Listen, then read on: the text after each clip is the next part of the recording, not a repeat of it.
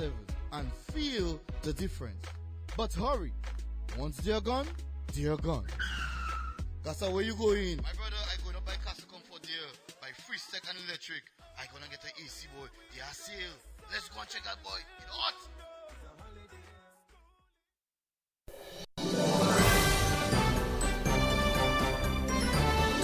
Fair and balanced, unbiased and clear, concise and accurate. This is the DBS Evening News.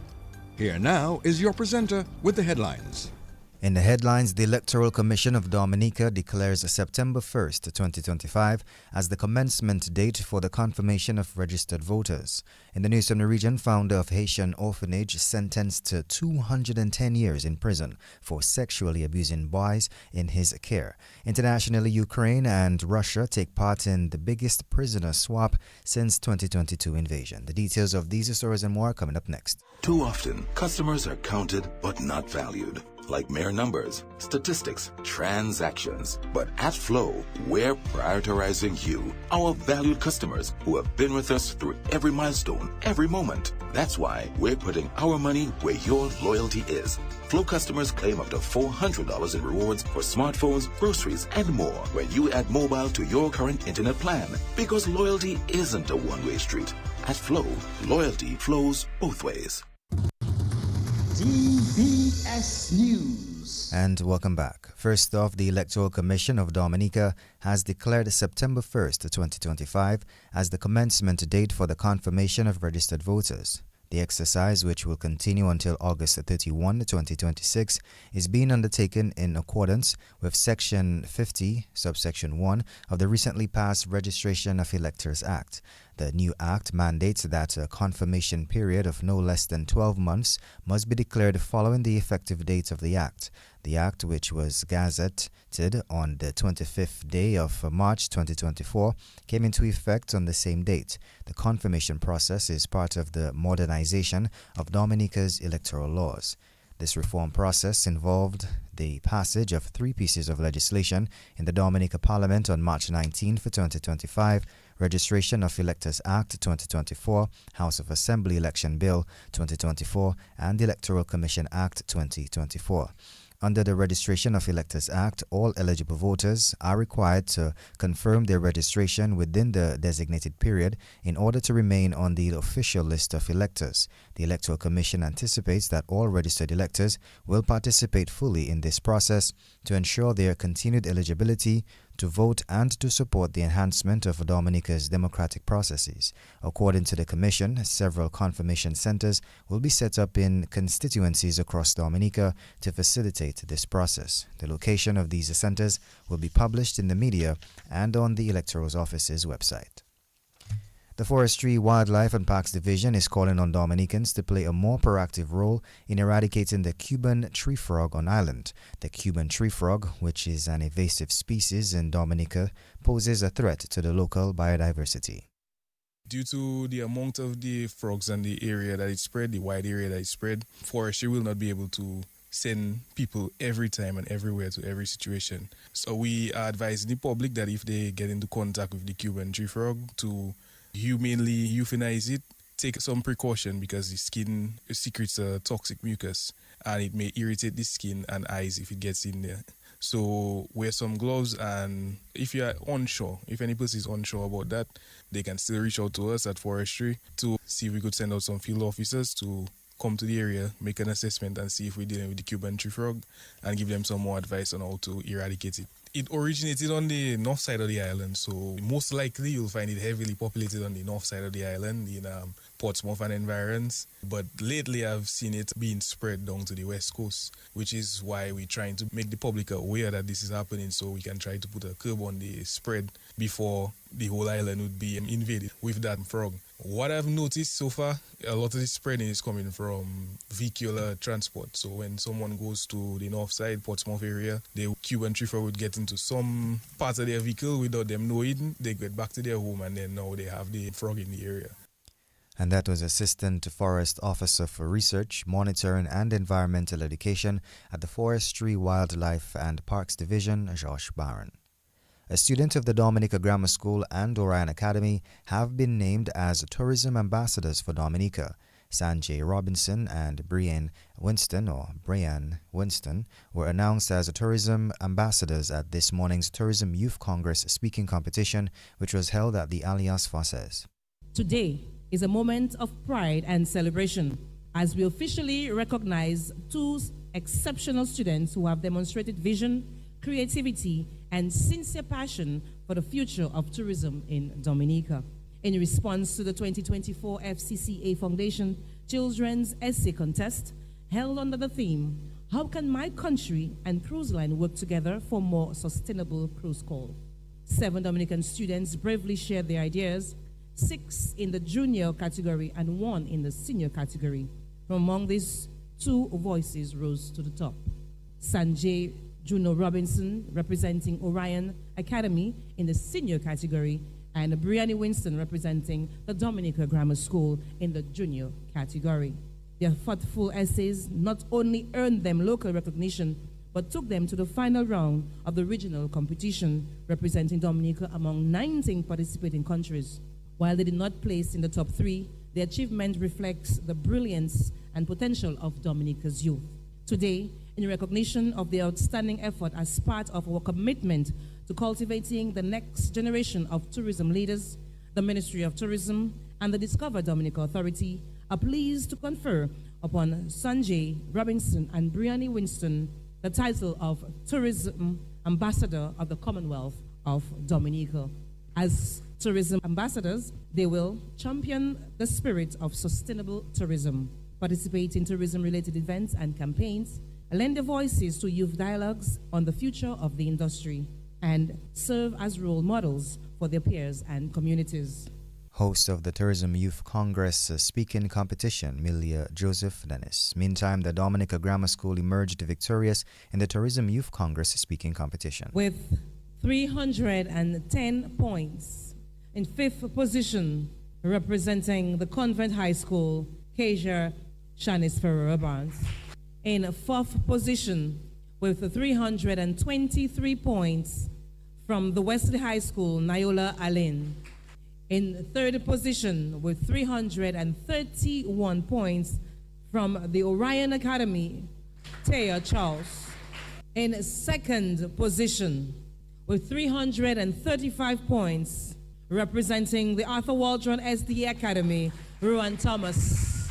And our winner for the 2025 Tourism Youth Congress is no other than Sadi Truckard with 357.5 points, representing the Dominica Grammar School.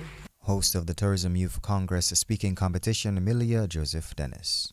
Permanent Secretary in the Ministry of Health, Wellness and Social Services, Dr. Kira Paul, says a holistic approach is needed to address the challenges of mental health in Dominica. This comes as the Ministry of Health hosted a panel discussion under the theme Understanding Mental Health. This forms part of activities to observe Mental Health Month in Dominica. Mental health challenges, if left unaddressed, often compound the vulnerabilities of already at-risk populations, whether through unemployment, loss of productivity, breakdown in family life, or from exclusion from critical services. A holistic rights-based approach to mental well-being must be built into our national social protection systems. Strengthening mental health responses, particularly for children, the elderly, persons with disabilities, and survivors of trauma, is central to reducing poverty, building resilience, and achieving social inclusion. It is equally important to acknowledge that stigma, social norms, and structural inequities still often define the way mental health is perceived and addressed. By fostering inclusive discussions like this one, we move closer to a future where mental health is embraced with empathy, dignity, and support. Permanent Secretary in the Ministry of Health, Wellness and Social Services, Dr. Kira Paul. Meantime, Chief Executive Officer of the National Cooperative Credit Union, Kurth Charles, says mental health challenges must be taken seriously at the workplace. Here in Dominica, we must recognize when our employees are struggling with mental health issues. And one of the things we need to do as leaders and managers in the workplace You need to understand and know what is going on with your employees. You might not know the details of my personal issue, but because of the idea that I'm your supervisor, I'll be able to say, okay, Dr. Wallace, you're not feeling too well today, something is wrong, you're not yourself, you're not being productive, your performance has reduced. So that will give you an idea that you need to go deeper and assist that person because something is wrong. We will look at increased absenteeism, and sometimes we look at the attendance log, and you know who the employees are. So it's not a matter of sitting back and just say, okay, Williams is not attending work, so he's not ready to work, but a discussion. Find out what is really wrong with Mr. Williams. Also, what we see is presentism. So yes, the person is here at work, but they are not there. They're physically there, but they are not productive. You are not getting nothing from them being present. And for employers, this translates into higher turnover costs. You have staff morals which are dropping, they're going down, and obviously declining productivity. And I think the solution is simple. That's why I strongly believe that all businesses, the employers, organizations, we must take mental health seriously. We must understand that mental health is not their issue. Mental health is our issue, and we must take it seriously. And that was the Chief Executive Officer of the National Cooperative Credit Union, Curve Charles. Minister for National Security, Rayburn Blackmore, is reporting a marked decline in cases of burglary, rape, and theft in Dominica. His announcements came during the passing out parade or graduation ceremony of 59 police recruits this week. In 1991, we recorded 767 burglaries. In 1998, 1,543. In 2023, 364. In 2024, 147. That is significantly lower now than what obtains in 1991, 1998, 1999, 2000. We are doing something good also. So we must also give prominence and currency to those statistics. I want to make reference also to rape. In 1991, we recorded 28 rapes. In 1998, 59. 2022, 9. 2023, 6. 2024, 5. Theft. And we can characterize theft as two areas, what is called indictable, serious offenses that can be heard by the Supreme Court in excess of $10,000 easy. In 1991, 58. 1992, 45. 2022, 4. 2023, 8. And in 2024, 28. We had to go, but still lower than 1991. Minister for National Security, Rayburn Blackmore. Meantime, Acting Police Chief Lincoln Corbett says community policing will be pursued more vigorously this year. The police force have been mandated to introduce community policing island-wide. The main aim or the goal is to improve the quality of life of citizens. In furtherance of this goal, we have recently established the Community Policing Unit. That unit will help in the coordination of community policing island-wide. Patrol has been described by many as the backbone of policing. And if one goes back to the history of policing, it's starting by patrolling. In that regard, we have reintroduced the beat unit. Again, we have reintroduced the beat unit in Roseau. That unit is necessary to ensure that we have 24-hour presence of police in Roseau on the free beats, beat number 1, number 2, and number 3. So throughout the day and throughout the night, you will see the presence of the police throughout the city of Roseau. You recruits or graduates will be required to be turned out in uniform and perform a function effectively and professionally.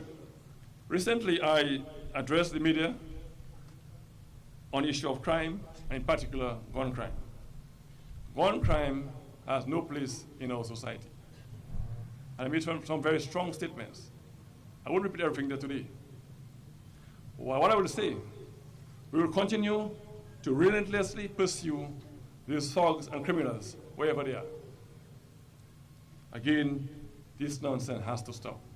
This senseless killing of our brothers and sisters has to stop. Acting Police Chief Lincoln Corbett, Parliamentary Representative for Roseau South, Shakira Lockhart Hippolyte, says government has invested $100,000 to bring relief to householders and motorists in the Castle Comfort area. She says a project to improve the road began this week. And the people of Castle Comfort and Wallhouse have been advocating a lot for proper roads. The main roads are okay, but we realize that the inner roads need to be rehabilitated. These areas are private development areas, and the developers were supposed to take care of the roads, the utilities, the basic needs of the people. But as you know, sometimes these things, they are not done. As the PAL rep, I have to take full responsibility because roads is one of the major developments for any PAL rep and any government. And so we have to ensure that the roads are rehabilitated and that we can lessen some of the complaints of the residents in that area. I, for one, live in Wallhouse, so I know the challenges that they face. The people there, I met with them. I met with all the residents in the area on Sunday, and we had a nice little discussion. And they told me that they have been advocating for that road for 30 years. And as I say to people, development is a process and things take time. And I really want to thank the Honorable Prime Minister for making the funds available so that we could do the road for the people in that area.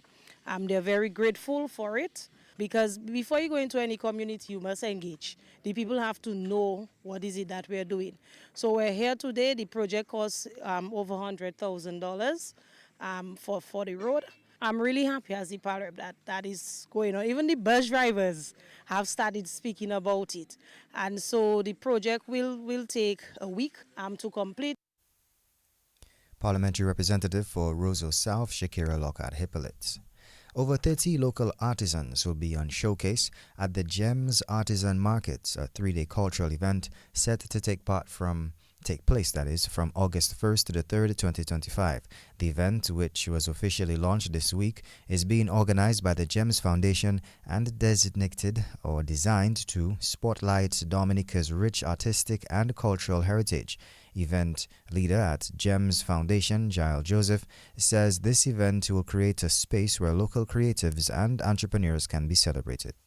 So the Gems Artisan Market is where Dominican creativity really will come alive. From handmade crafts to soulful music, it really is a celebration of our culture, our talent, and our people.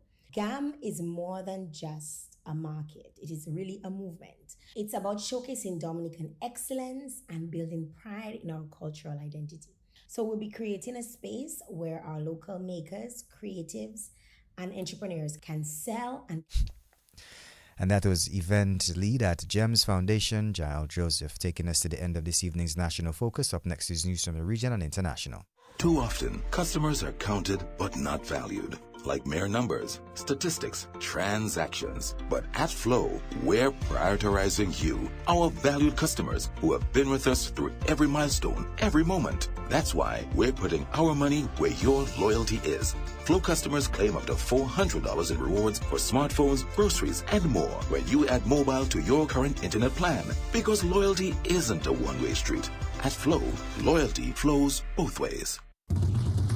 DBS News. And welcome back. Now news from the region. A United States man was sentenced today to 210 years in prison for sexually abusing numerous children at the orphanage he founded and directed in Haiti. According to court documents and evidence presented at trial, 73-year-old Michael Carl Gillengfield founded St. Joseph's Home for Boys, a home for orphaned, impoverished, and otherwise vulnerable children in Haiti in 1985 and operated it for more than 2 decades. During this time, Gillengfield repeatedly traveled from the United States to Haiti, where he sexually abused the boys entrusted to his care.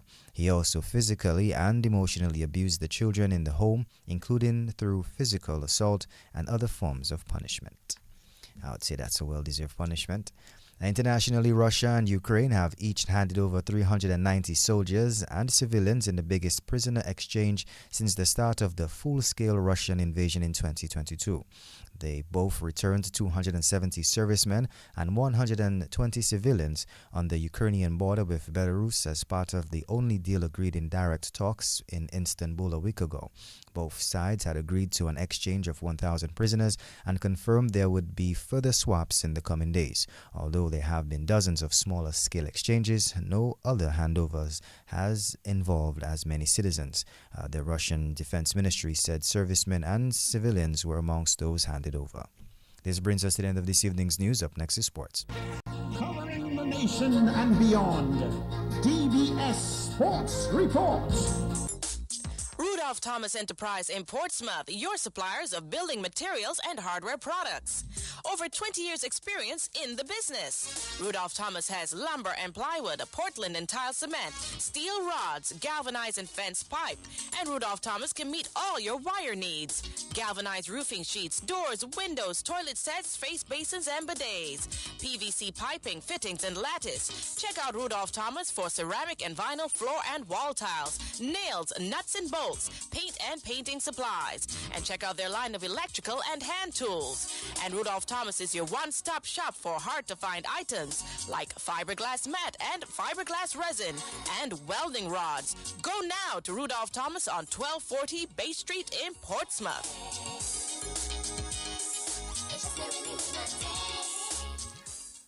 And welcome to your DVS Evening Sports Report. First off, we go to Mr. Joseph Fadul for the latest in some volleyball action. Thank you very much, Hassan Robinson. Well, 2 matches were played at the forecourt of the Windsor Park Sports Stadium in the Sports Division Schools Under-14 Netball Championships. The Northeast Comprehensive A won over the Isaiah Thomas Secondary School 21-2. Shooting for the Northeast Comprehensive A, Adari Samuel, 14 from 30 attempts, Catalina Bogono, 6 from 8 attempts, and Ariana Thomas, 1 from 8 attempts. Shooting for Isaiah Thomas Secondary School, Akisha Alexander and Melia Felix scoring 1 each. The Northeast Comprehensive B went down to the Goodwill Secondary School 9-24. Uriel Laura, 11 from 12 attempts, and Chrissia Pierre, 13 from 24 attempts. And shooting for Northeast Comprehensive B, Renika Edwards, 3 from 6 attempts, Shadizia Walsh, 5 from 10 attempts, and Denise Dublin, 1 from 2 attempts. Hassan Robinson, it's back to you. All right, thank you, Mr. Joseph Fadul, also known as Halo Boy, of course, for that excellent report here.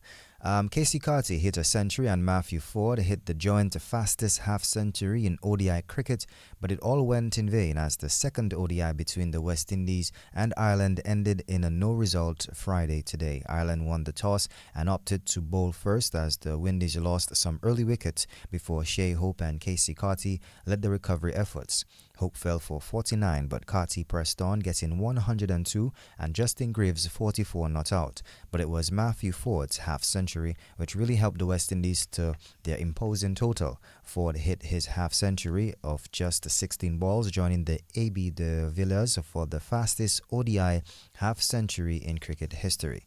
Matthew Ford extended with 58 of 19 deliveries, hitting 8 sixes and 2 fours as the Windies made 352 for 8 in their 50 overs. Liam McCarthy picked up 3 for 66 for Ireland. Ireland, however, were not able to take to the field in their run chase due to persistent rain.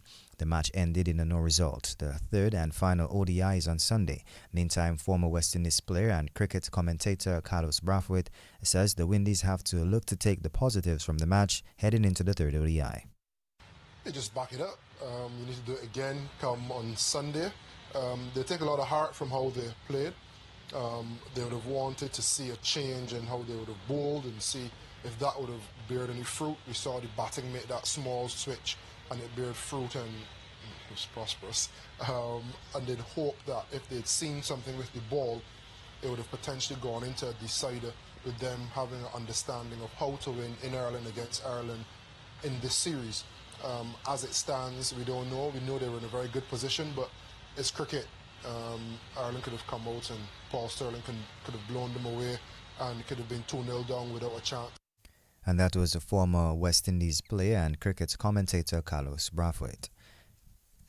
And England have taken an unbeatable 2-0 series lead in their T20 series with the West Indies women after picking up a win in the second T20 on Friday today.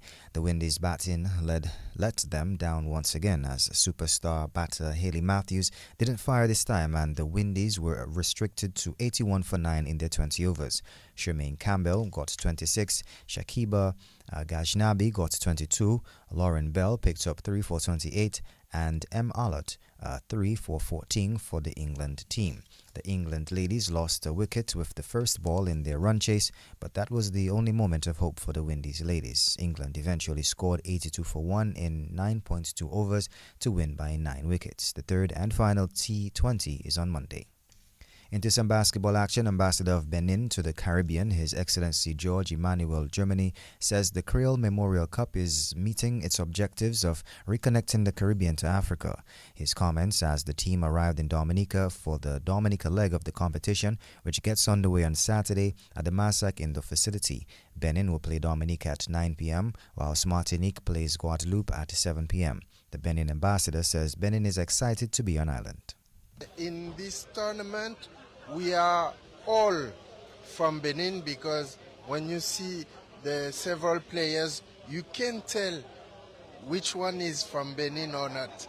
So that's a tournament of unity, of brotherhood between Africa and the Caribbean.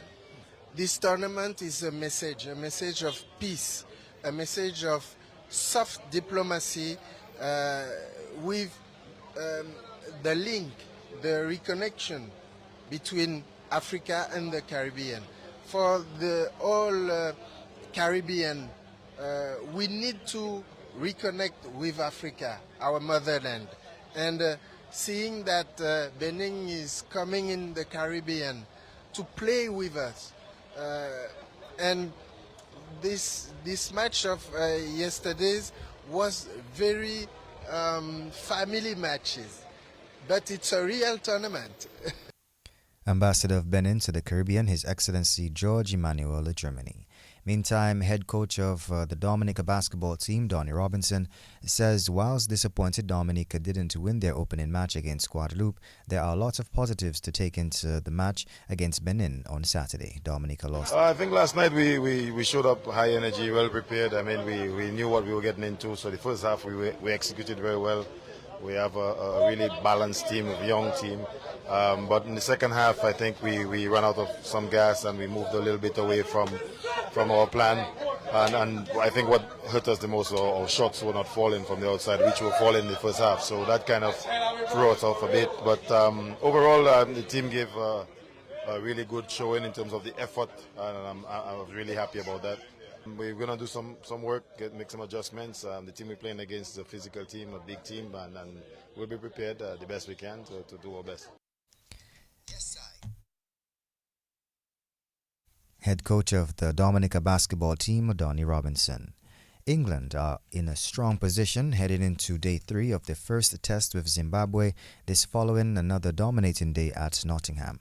England resuming the day on 498, eventually declared on 565 for 6 in some cricket action. Ollie Pope made 171, Ben Duckett 140, Zach Crowley 124. Harry Brook made 58. Zimbabwe in their turn at the crease were bowled out for 265. Brian Bennett got 139, Shaob Basir got 3 for 62, and Ben Stokes 2 for 11 for England. Zimbabwe batting a second time were 30 for 2 at stumps on day 2. The scores heading into day 3, England 565 for 6 declared, Zimbabwe 265 and 30 for 2. Zimbabwe trails by 270 runs. Into some football action here, Middleham United FC and the Roosevelt Skerrit Bombers will both be looking to keep pace with the league leaders Central Cooperative Credit Union Dubla FC as they kick off round 8 of the DFA's Premier League tonight. Middleham United and the Roosevelt Scarlet Bombers will clash tonight at the DFA Technical Centre from 6:30 p.m. Both teams are tied on 13 points and are starting the weekend 6 points behind Dubla, who are on top the points table with 19 points.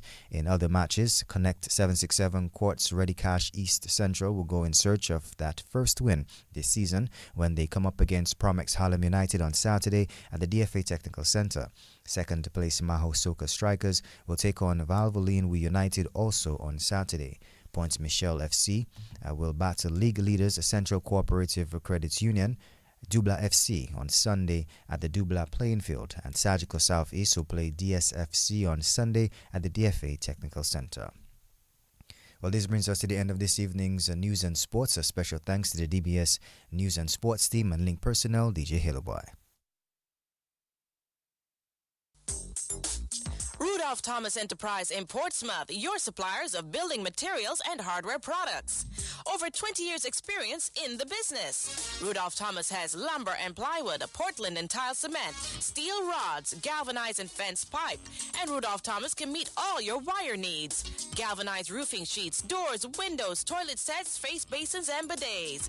PVC piping, fittings and lattice. Check out Rudolph Thomas for ceramic and vinyl floor and wall tiles, nails, nuts and bolts, paint and painting supplies. And check out their line of electrical and hand tools. And Rudolph Thomas is your one-stop shop for hard-to-find items like fiberglass mat and fiberglass resin and welding rods. Go now to Rudolph Thomas on 1240 Bay Street in Portsmouth.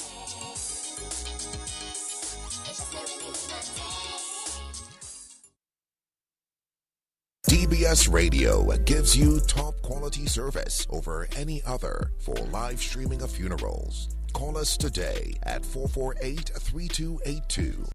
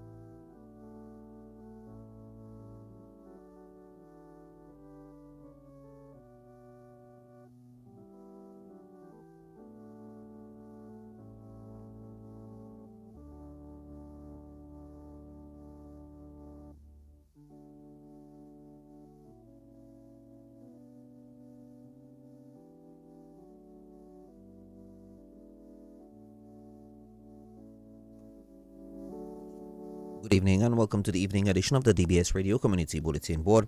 It is the 23rd day of May 2025 and we begin with this evening's edition of the DBS Radio Death Announcements on the DBS Radio Community Bulletin Board. We announced the death of Peterson Austri, age 54, of Egliston. He died on Wednesday, the 14th of May.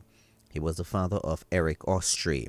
He will also be remembered by his grandchildren, Tarek and Tamia, his son's fiancée, Tricia Etienne, brothers, Reginald, Marcus, Peter, Randy, Mervyn, Elkin, and Arthur, sisters, Merlin, Davina, Augustina, Sandra, and Gwyneth, nephews including Jason, Nash, Kyan, Obed, Javonte, Dylan, Lemuel, Peter Person, Sydney, Kurt, Valton, and Chin.